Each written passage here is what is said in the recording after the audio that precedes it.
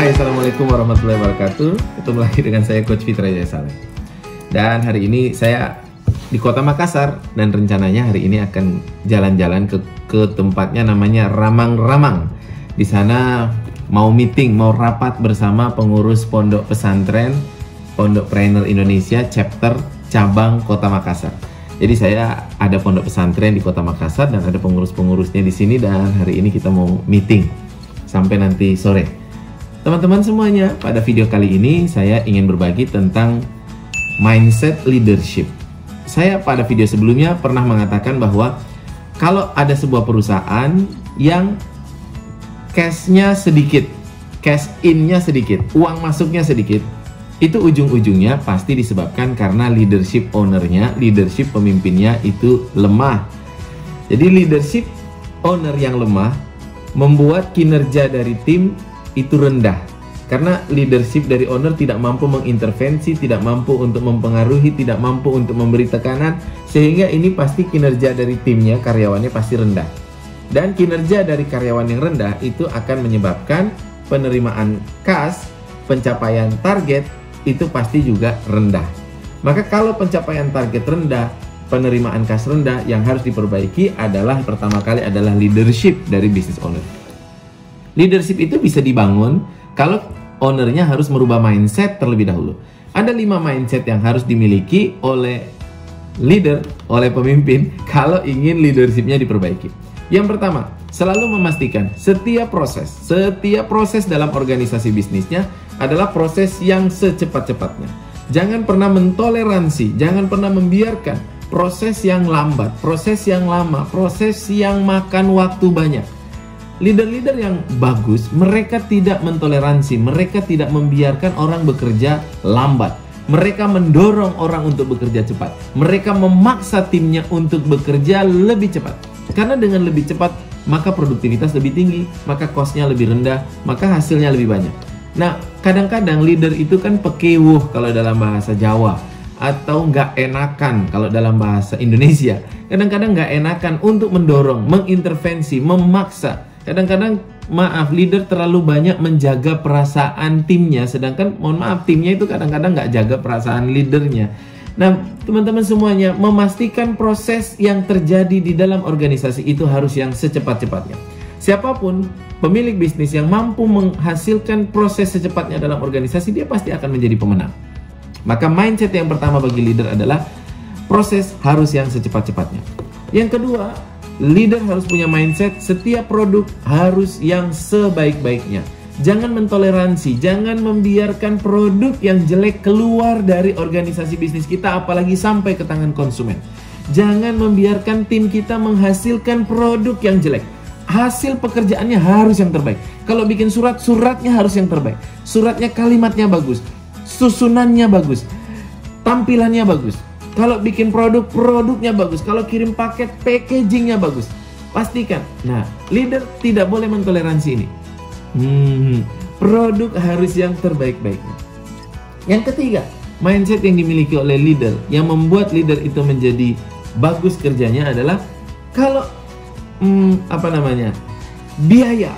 biaya yang dihasilkan untuk melakukan sesuatu harus yang serendah-rendahnya.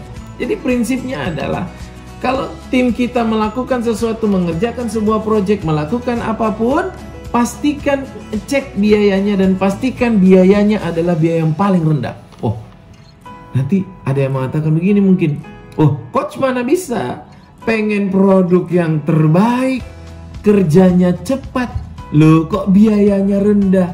Opo iso kan gitu, apa bisa? Ya nggak bisa kalau leadernya nggak punya leadership. Tapi kalau leadernya punya leadership, dia akan mendorong dan memaksakan itu terjadi. Karena organisasi, perusahaan, bisnis kita hanya akan menang dalam persaingan yang ketat kalau kita mampu menghasilkan produk yang bagus dan proses operasional yang cepat terkirim dengan luar biasa cepatnya, dan biaya produksi kita, biaya kerja kita paling rendah. Wow, luar biasa, kita pasti menang. Nah, yang keempat, mindset dari leader yang membuat leadershipnya menjadi efektif dan produktif adalah semua penjualan harus yang sebesar-besarnya.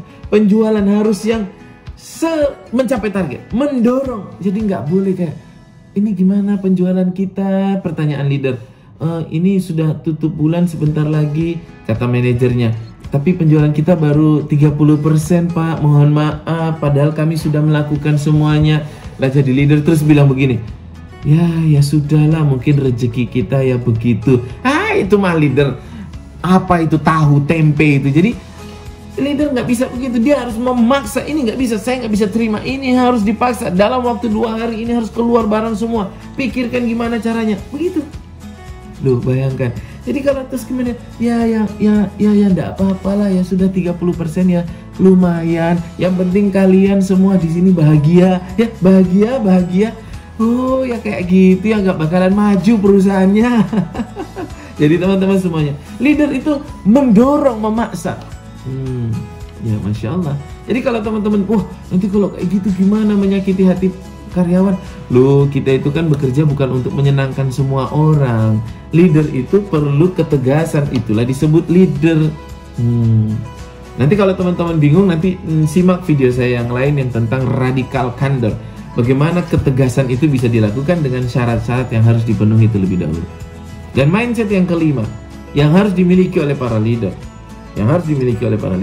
adalah melayani harus yang sebaik-baiknya, senyaman-nyamannya. Pelayanan harus yang terbaik. Jangan pernah mengecewakan konsumen.